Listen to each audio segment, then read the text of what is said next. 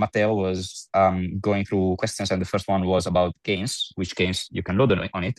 A common question is about understanding better, like the most popular add-on, which at the moment is the cartridge reader.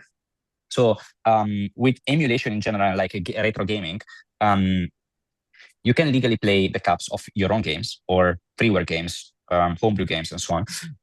But it's actually not that simple, meaning you can get cartridge readers, for example, for Game Boy Classic or Color or Advanced, to connect them to your computer. But then you need a software, which is not always easy to use. You need drivers often, and you need to know what you're doing. Basically, it's not really plug and play in most cases. And the plug and play ones we've seen, they are the one with the worst compatibility. So we tried basically to get the best cartridge reader on the market and simplify its use with BrickBoy. So it's basically this little device, and this is an example game I have, right? This is a normal cartridge.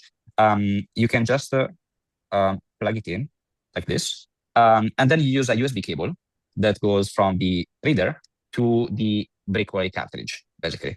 So this is an external cable. So it's ugly. It's not convenient. You're not going to go around with the cartridge reader, right? You're just going to use it at home. So the way we envision it is that since the cartridge reader itself doesn't really fit, because if you look at the this is the classic, this is the essential kit installed, right? And as you can see, it can barely fit. It's not easy to. There is no extra space for supporting cartridge readers directly with all the additional components we have in there, which are a lot.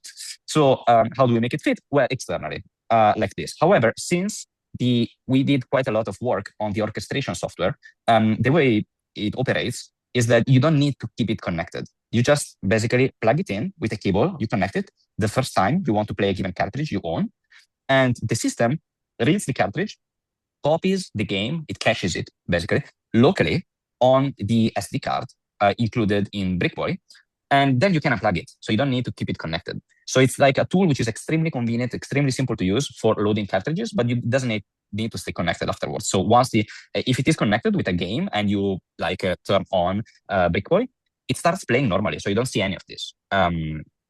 You will see just a notification saying, now if you want, you can disconnect your external cartridge reader because the game is already loaded. So you disconnect it and the game keeps playing.